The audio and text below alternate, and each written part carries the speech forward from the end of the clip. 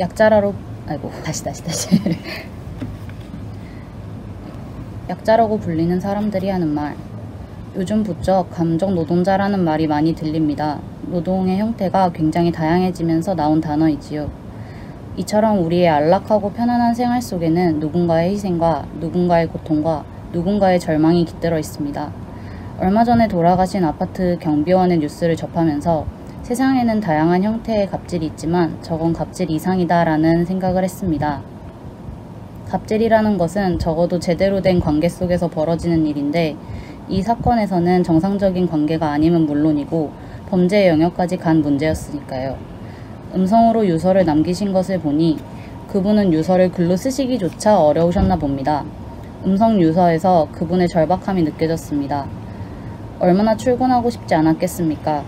그럼에도 불구하고 두 딸을 기르기 위해 밥벌이를 위해 싫어도 일을 하러 가셨을 겁니다. 진짜 죽기보다도 싫은 그 20여일의 시간 동안 그 아파트를 다니면서 그분은 어떤 마음이었을까? 그런 생각을 하면 정말 괴롭습니다. 많은 사람들이 그분의 떨리는 목소리를 듣고 우리 사회의 부조리함, 부당함, 그리고 그에 따르는 사회의 책임과 처벌 수위에 대한 분노를 크게 표출했습니다. 그런데 사실 저는 그분의 유서를 들으면서 다른 생각을 했어요. 왜 이런 분들은 마지막 순간에도 고마움을 잊지 않을까요? 제가 만약 그분이라면 그동안 겪었던 서러움과 부당한 처우를 밝히고 싶고 분노와 억울함으로 피를 토하다 갈 것 같은데. 엄마 고마워요. 슈퍼누님, 세탁소 형님, 사모님 정말 감사해요.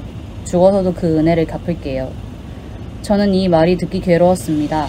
이분들이 뭘 얼마나 해줬길래 죽어서까지 은혜를 갚겠다고 하는 겁니까?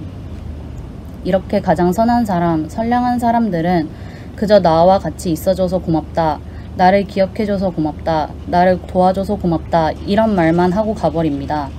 그래서 저는 그렇게 돌아가신 분들에게 화가 납니다. 좀 모질게 살지. 그렇게 고마운 사람들이 많으면 살아서 그 은혜를 갚지. 얼마나 힘들면 그랬겠나 싶지만 왜 하필 죽음을 택하셨을까 생각을 하게 됩니다. 살고 싶지 않은 사람이 세상 어디 있겠습니까? 이대로 살기 싫은 것뿐이지요. 그래서 저는 새벽 배송 같은 것이 싫습니다. 꼭 새벽에 물건을 받아야 하나요? 꼭 그렇게 빨리 먹어야 하고 일 처리를 빨리 해야만 하나요? 모든 일을 경쟁적으로 함으로써 많은 사람들이 힘들어지는데도 말입니다. 얼마 전에도 한 배송업체에서 일하시던 분이 경무에 시달리다가 세상을 떠났습니다. 이런 죽음을 보고도 바뀌지 않는 이 세상은 뭘까요? 단 한 사람의 생명이라도 소중하게 생각하는 것이 당연한데요. 가장 가까이에 있는 이웃의 죽음을 사람들은 왜 그렇게 소홀히 바라보는 걸까요?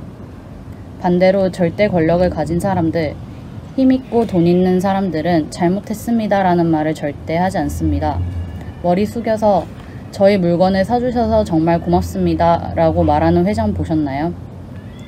인사는커녕 항상 저희 물건은 이만큼 팔렸고 기업 성장에도 도움이 되었고 우리나라 경제에 도움을 줬고 이런 이야기만 하지요. 정치인도 마찬가지입니다. 맨날 뭐 했다고만 하잖아요. 저는 우리 동네 발전을 위해 무엇을 했고 앞으로 무엇을 할 예정이며 이러면서 자신이 한 것만 내세우기 바빠요. 세상이 바뀌지 않는 이상 이런 일들은 계속 반복되겠지요. 어떤 분들은 제 이야기를 감성팔이라고 치부할지도 모르겠습니다. 하지만 인간이라면 당연히 이런 감정을 느껴야 하는 것 아닐까요?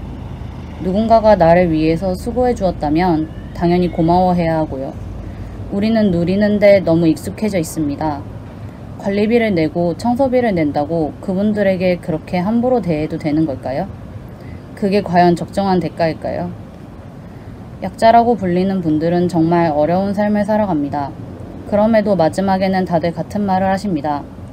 그래도 함께 해줘서 고마웠다고, 당신이 있어서 좋았다고요. 그 말들은 저를 아프게 하지만 그래서 더더욱 그분들의 마음을 세상에 어떻게 전달할 수 있을지 매일 고민하게 됩니다.